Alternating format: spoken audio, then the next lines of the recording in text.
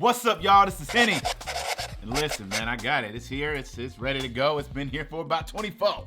This is the iPad Magic Keyboard, and I've been trying it out for, about the last day or so, and I have my thoughts. If this was your first iPad Pro and you had a decision to make between getting the Folio with the pencil or this by itself, given the fact that it's roughly around the same price point, not exactly, I want to make sure I give you a clear idea of which way to go.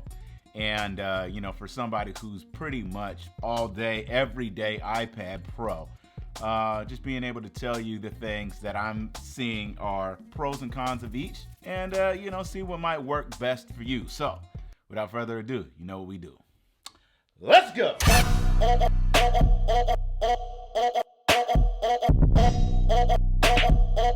The business.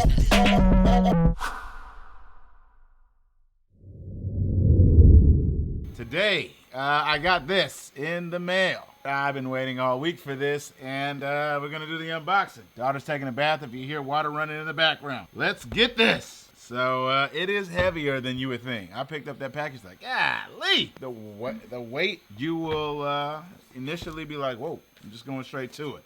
First feel. All right, let's get all that out of here. Okay, hold on. Like, the first time you open this, you're gonna be like, okay. Then we're just gonna drop him in, see what's popping. Oh, already, it feels like a different experience. And I know that sounds weird. It feels different.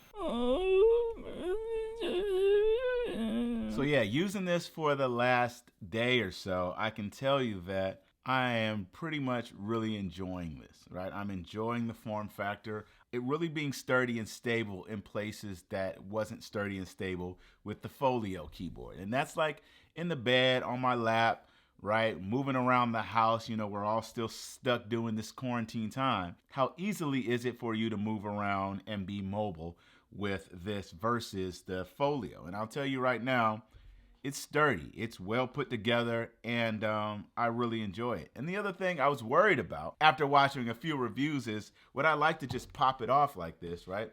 And just use this as a slab without too much protection. This thing is built so well that I can see myself being somewhere like a studio, being somewhere where I want to have the iPad face down, that I can just easily pull it off and not feel worried about its security and its safety. Put it back up and be able to keep rocking and keep rolling in this, form factor. When it comes to the keys and the key beds, the trackpad, I truly enjoy, the gestures and everything a lot more than I did even with the Magic trackpad. I guess because it's all compacted in a laptop type feel. It's just easy for me to, do my emails, jot down my notes, and really kind of maneuver through my iPad experience using this setup. So maybe it is just because it's new, let's be honest. But over time, I do think that this thing will become valuable in ways that I didn't think about before I bought it, right? So another thing for me is the fact that a lot of us are all doing so many, virtual conferences and video conferencing, Zoom calls, Skype calls, FaceTime, and the like. And one of the things I've always hated about my iPad experience, whether it was, an iPad Air, an iPad Pro, an iPad Mini, whatever it was, and I'm using, the iPad as my video source, it's the angle, right? The angle is always a little off. I'd always have to find something to kind of prop it up to be able to get a good viewing angle of myself and the people that I was talking to. And what I do love about this is the fact that you can easily raise that to about there.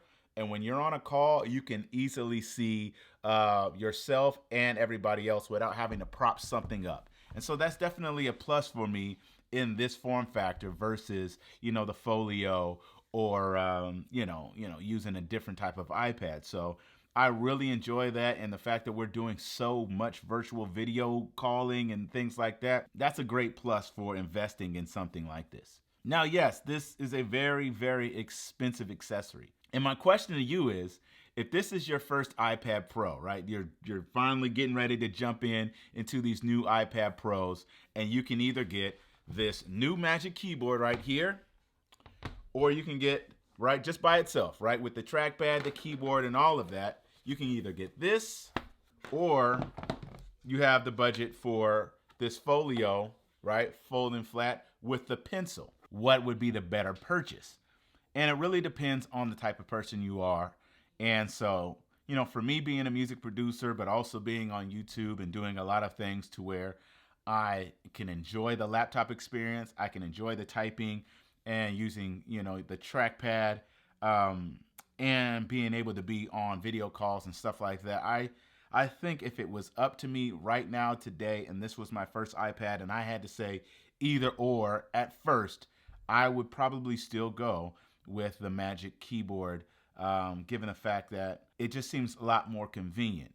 Before, when I didn't have the trackpad and the keyboard connected to my iPad, I was using the pencil a lot when I was editing video, signing over documents and doing other things. But I'm not really an artist, a graphic artist. I'm not really a drawer, and wasn't using the pencil for more than some mouse things when I was doing things in LumaFusion, or if I was signing documents or taking some notes, right? So if you're a student and you got to take a lot more notes, where you need to specifically be able to take notes like this, do things, or if you're a graphic artist, I would go with a folio with the pencil, because right here, it's just an easy way for you to get what you need to get done.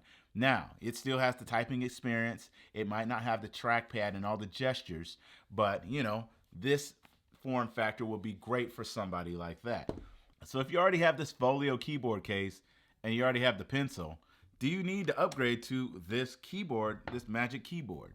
Honestly, it just depends. If you were like me and you were itching to buy that iPad 2020 update and you didn't really see the justification into why you would be buying that, knowing that your iPad 2018 is still rocking solid, and you got some leftover coins laying around, of course, it's it's a no-brainer. This thing is amazing for what it can do so far. If you're really trying to figure out and only have a certain budget for certain things, you got to figure out exactly what you would need this situation for.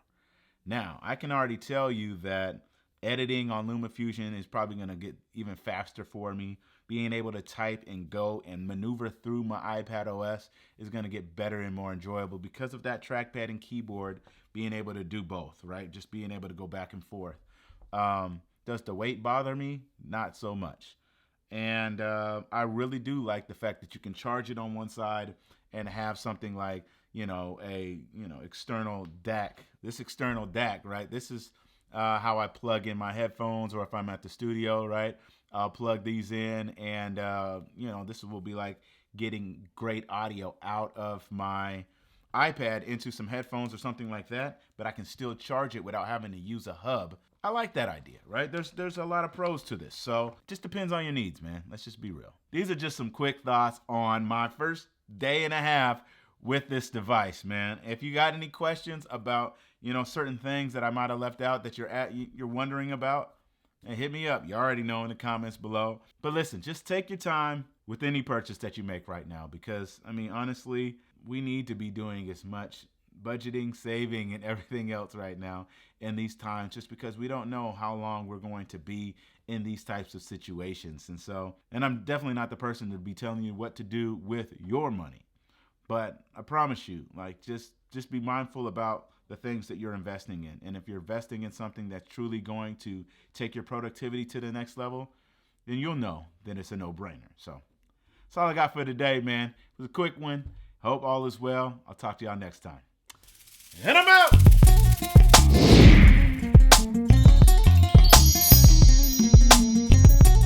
Cheers. Cheers. These two, right? Is this the thumbnail?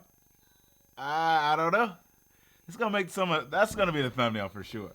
I'm doing a lot right now. Now listen, real talk. There is an update to Ecamm Live. It's I believe update 3.5, and they made a lot of adjustments when it came to using other camera manufacturers to be able to just plug in your USB to inside the computer and make it work. I tried this RX100 Mark V, and it just worked. I don't know what I'm saying.